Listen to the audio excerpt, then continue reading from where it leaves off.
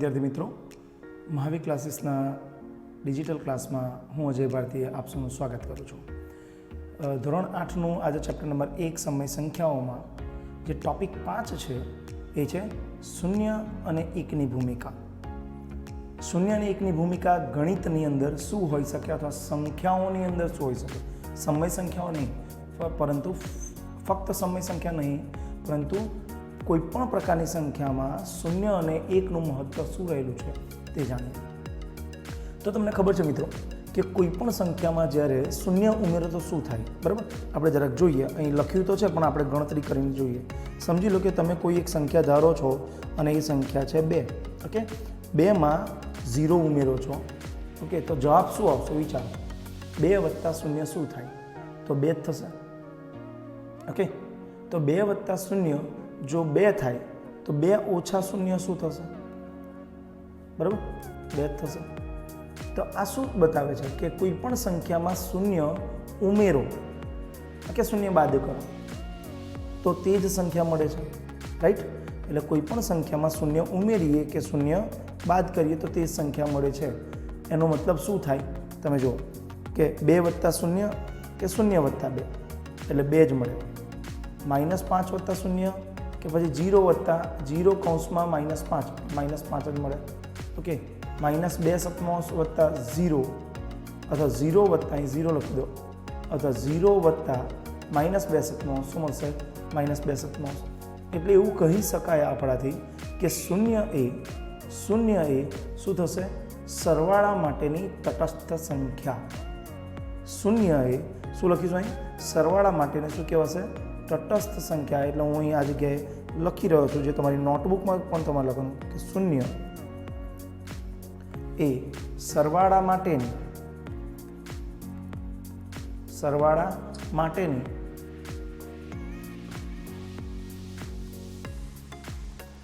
તટસ્થ સંખ્યા છે.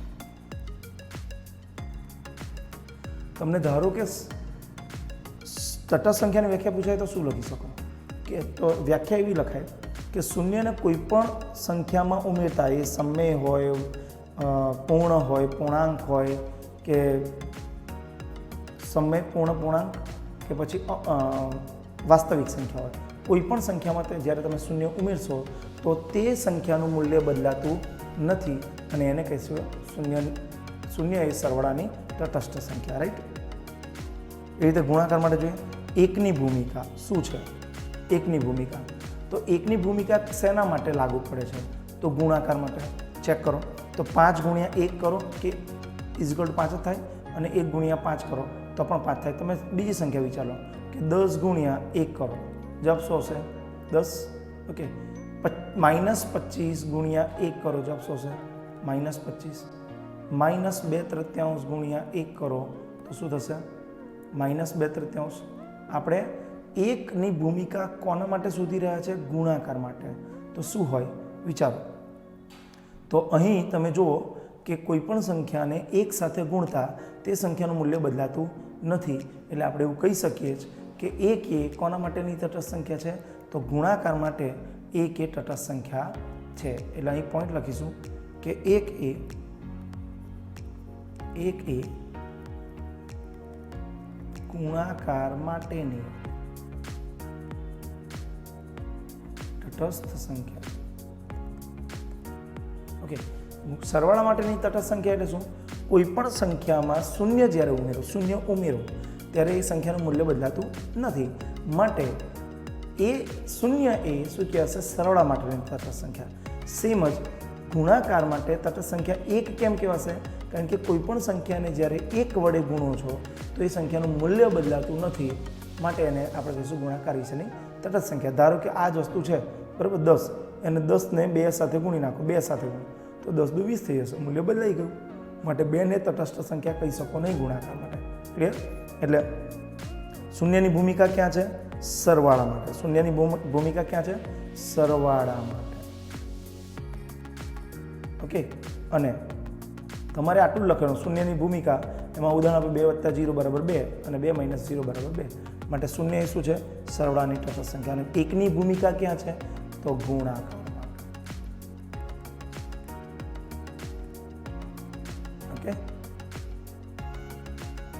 અગત્યનું હવે, કારણ કે જ્યારે તમે શૂન્યની ભૂમિકા શીખી ગયા અને ગુણાકારની ભૂમિકા શીખી ગયા, તો હવે જે પોઈન્ટ છે એ ખૂબ જ અગત્યનો છે.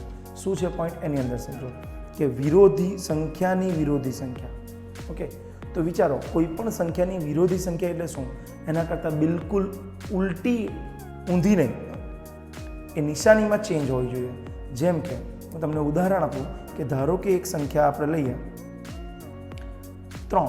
ઓકે, તો 3ની વિરોધી શું થવી જોઈએ? વિરોધી નિશાનીમાં હોવી જોઈએ, વિરોધી -3.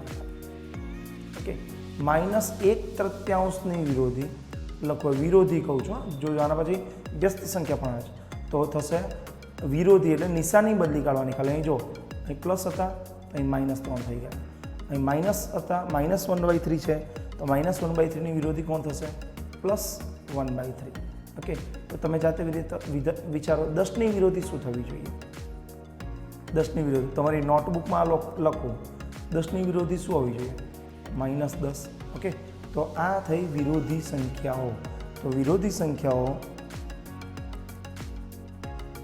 વિશે જો સમજવું હોય તો શું લખાય કે જ્યારે કોઈ પણ સંખ્યા, સમજો, ખાસ ધ્યાન આપજો, જ્યારે કોઈ એક ગુણધર્મ છે વિરોધી સંખ્યાનો કે કોઈ પણ સંખ્યા અને તેની વિરોધી સંખ્યાનો સરવાળો કરશો તો હંમેશા જવાબ શું મળશે? 0. ઉદાહરણ લઈએ, તમે આજે કર્યું છે +3 અને -3, તો હું +3 કરું છું, કૌંસમાં -3 કરું છું, તો જવાબ શું આવશે? 0. ઓકે, તો એ જ રીતે -1/3 છે, +1/3, તો -1/3 અને +1/3 પરસ્પર વિરોધી છે અને આપણને ખબર છે શું થઈ જશે? જવાબ 0. 10 અને 10 વત્તા કૌંસમાં -10, તો આ બંને પરસ્પર વિરોધી છે, તો 10માંથી 10 જાય તો જવાબ શું આવશે? 0. એટલે યાદ રાખજો, પરસ્પર વિરોધી સંખ્યાનો સરવાળો હંમેશા શું મળશે તમને? 0 મળશે. તો જરાક હવે પોઈન્ટને સમજીએ. તમારી નોટબુકમાં આ પોઈન્ટ લખી લેવા. હા, આજે તમને સમજાયા ને તે લખી લેવા. જ્યારે આપણે પૂર્ણાંકનો અભ્યાસ કરતા હતા ત્યારે વિરોધી પૂર્ણાંક જોઈ ગયા છે. ઓલરેડી તમે 7મામાં જોઈ ગયા કે 1ની વિરોધી સંખ્યા શું? મેં સમજાવી દીધું, હવે સમજી લો. 1ની વિરોધી સંખ્યા શું છે? તો આપણને ખબર છે -1. કેમ? મેં તમને કીધું, કારણ કે 1 અને -1નો સરવાળો શું થશે? 0. તો જો 1 અને -1, -1 અથવા 1 ગમે તે કરો, 1 વત્તા -1 કરો કે -1 વત્તા 1 કરો, જવાબ શું મળે? 0 મળશે. ઓકે, -2 અને -2 અથવા -2 વત્તા 2 કરો, જવાબ શું મળશે? 0. એટલે એવું કહી શકે કે 2નો વિરોધી સંખ્યા કોણ છે? ઘટક -2 છે. અથવા એવું પણ કહી શકાય કે -2નો વિરોધી કોણ? તો -2ની વિરોધી સંખ્યા છે 2. ઓકે, તો આખા કોમન સ્વરૂપે જો જોવા જઈએ તો આપણે એવું લખી શકીએ કે કોઈ એવું પૂછે કે એની વિરોધી શું? એની વિરોધી સંખ્યા શું હોય? તો -1. અથવા તમે બીજું શું લખી શકો? -aની વિરોધી કોણ? -aની વિરોધી કોણ? +a. ઓકે, સમજ પડી ગઈ છે? આ ધ્યાન રાખવાનું બે વસ્તુ કે એક વિરોધી સંખ્યા એટલે શું? નિશાની બદલી કાઢો કિંમતની, તે વિરોધી થઈ ગઈ. બીજું, બંને પરસ્પર વિરોધી સંખ્યાઓનો સરવાળો હંમેશા 0 મળે. અહીં લખી દઈએ છીએ પરસ્પર, તમે નોટબુકમાં નોંધજો, પરસ્પર વિરોધી સંખ્યાઓનો સરવાળો હંમેશા 0 થાય. ઓકે,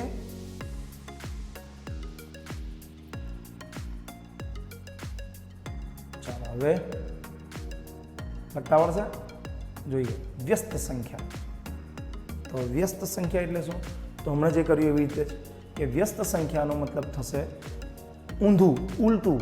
એકદમ દેશી ભાષામાં સમજવું હોય તો શું કહેશે? ઉલટું.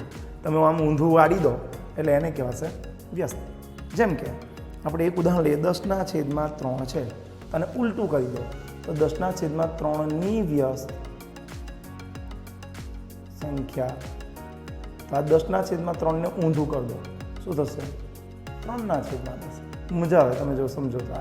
ઓકે, એ જ રીતે બીજું લઈએ, -2/3 હોય તો એની વ્યસ્ત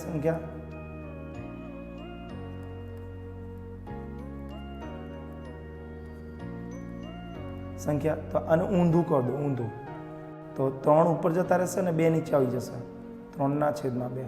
અને નિશાની કઈ રાખવાની? માઇનસની, -3/2. બરાબર. નિશાનીમાં કોઈ ચેન્જ આવે. નિશાનીમાં શેમાં ચેન્જ આવે? તો એ ચેન્જ આવશે વ્યસ્ત વિરોધી સંખ્યામાં. ક્લિયર? તો હવે જરાક આને પોઈન્ટને સમજી લઈએ. તો યાદ રાખજો નિયમ શું મળશે તે. અહીં જો 8/21 ને ગુણવાથી મળતી સંખ્યા 1 હોય.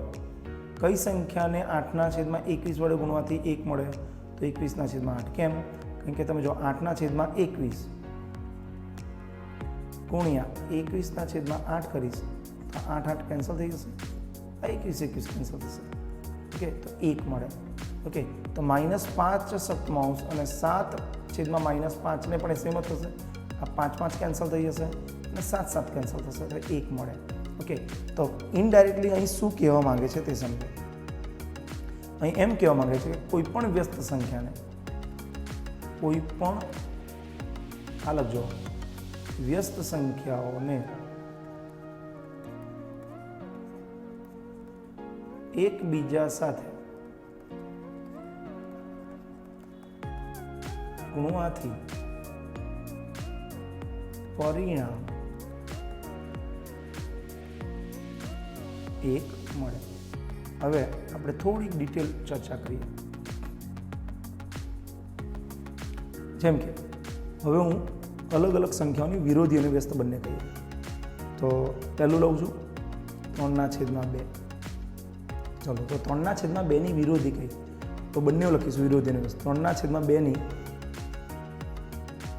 વિરોધી સંખ્યા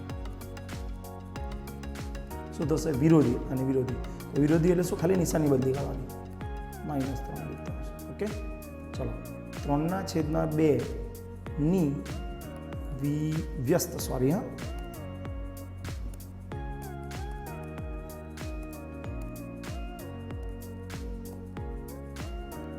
વ્યસ્ત સંખ્યા.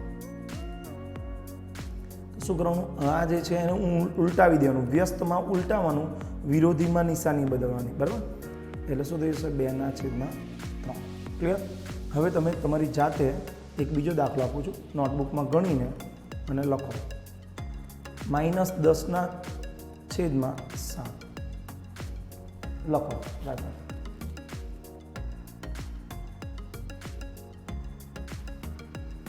ચાલો બોલો. -10/7 ની વિરોધી શું? વિરોધી સંખ્યા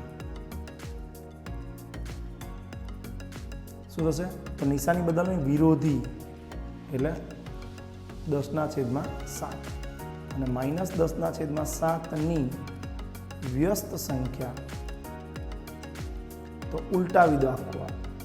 તો શું થશે? 7/-10 અથવા અને આવું પણ લખી શકો -7/10. બેમાંથી ગમે તે એક લખશો, સાચું જ પડશે. તો આપણે કન્ક્લુઝન પર શું આવ્યા છે? એટલે કે શું કન્ક્લુઝન લખીશું? અહીં કન્ક્લુઝન લખીએ છીએ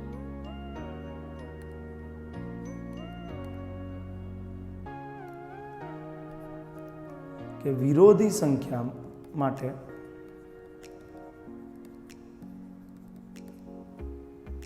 શું કરવાનું? નિશાની બદલવી. આ તમારી નોટબુકમાં લખવું. હા, નિશાની બદલવી, બસ. ઓકે. અને વ્યસ્ત સંખ્યા માટે સંખ્યા ઉલટાવી દેવી. બસ, આ પોઈન્ટ પૂરો. ઓકે, તો હવે એક વસ્તુ રહી ગઈ, મોસ્ટ ઇમ્પોર્ટન્ટ પોઈન્ટ. શું? કે આ બધી જ વસ્તુ બરાબર છે, પણ સર શૂન્ય વિશે શું કહી શકાય?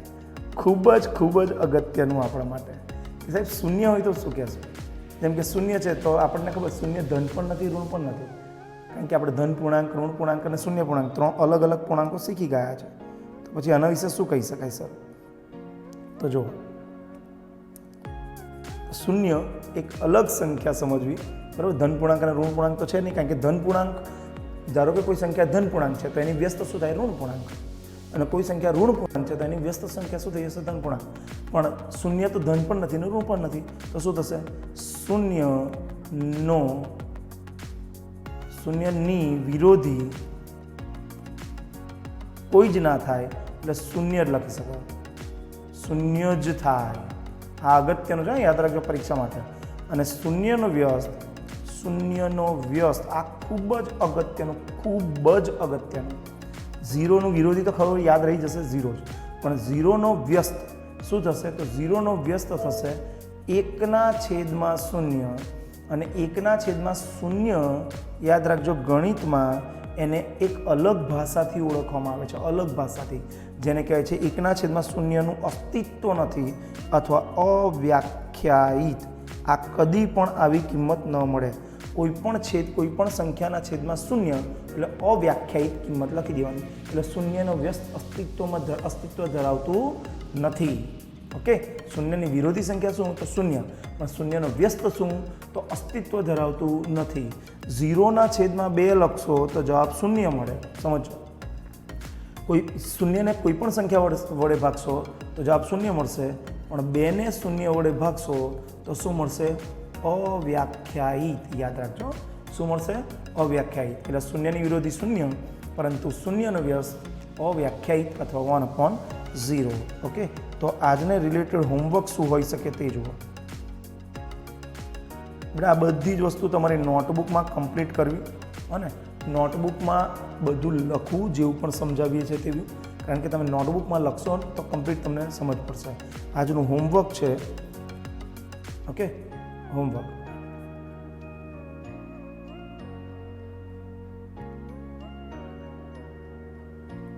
તો શું છે હોમવર્કમાં? તમે જુઓ, વિરોધી આવડશે? ચલો, 7ની વિરોધી શું વિચારો? હા, બોલો, ચાલો. -7. ચલો, -3ની વિરોધી નિશાની બદલવાની, એવું યાદ છે? +3. રાઈટ. ચલો, 3/4ની વિરોધી નિશાની બદલા, કઈ નિશાની છે આગળ? પ્લસ છે, તો વિચારો શું આવશે? માઇનસ. ચલો, -2/5 છે તો એની વિરોધી શું હોય? આ માઇનસ છે તો નિશાની વિરોધી સંખ્યાની શું થઈ જશે? +2/5. ચલો, આની શું થશે? તો આગળ પ્લસ છે તો શું લખી દેશો? માઇનસ. આ માઇનસ છે તો પ્લસ. પણ તમારે જવાબ કેવી રીતે લખવાનો તે તમને કહી દો. ગમે તેમ નહીં લખવાનું નોટબુકમાં, આવું લખવાનું. જેમ કે 11/4ની વિરોધી, આ રીતે લખવું જોઈએ. -11/4 થાય.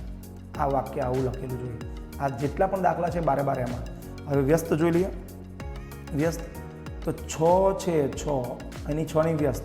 તો 6/, કંઈ નહીં તો 1 તો હોય ને, એને વ્યસ્ત કરી દો તો 1/6. ચલો, અહીં 1 છે 4/, -4/1 છે તો 1/4. 1/4 પણ કેવા? માઇનસ. અહીં નિશાની નહીં બદલાય, વ્યસ્ત છે. ઓકે, એટલે વિરોધી નથી તે નિશાની બદલશો, વ્યસ્ત છે, સંખ્યા ઊંધી કરી દેવાની. ચલો, 4/5 છે તો એની વ્યસ્ત શું થશે? 5/4. ઓકે, ચલો, -5/9 છે તો શું લખશો વ્યસ્ત? 9/, -9/5. આવડી જશે? ચલો, હવે આના માટે યાદ રાખજો શું કરવું પડે. 2.3/4 તો પહેલાં આવું કરી દેવાનું. 2.3/4 તો આવું લખો. 4 × 2 = 8 અને 8 + 3 કેટલા થશે? 11/4. તો 11/4નો વ્યસ્ત કોણ? તો લખશો 4/11. ક્લિયર? ચલો, હવે આ દેખાય B/3. તો B/3નું શું લખશો? 3/B. અને એ છે તો A/, મેં કીધું 1 લખી દેવાનું. તો શું લખાય? નો વ્યસ્ત 1/A. એટલે આ તમારે 12 દાખલા વાક્ય સ્વરૂપે લખવાનું કે 1નો વ્યસ્ત 1/1. બરાબર? 3નો વ્યસ્ત 1/3. આજનું આ હોમવર્ક છે. હોમવર્ક તમારી નોટબુકમાં કમ્પ્લીટ કરવું. ત્યાં સુધી આપણે ફરીથી મળીએ. ત્યાં સુધી તમે આ જે પણ ટૉપિક છે એને લખી કાઢો, મસ્ત તૈયારી કરી દો અને બીજા પ્રેક્ટિસના દાખલા ગણો. ત્યાં સુધી બાય મિત્રો.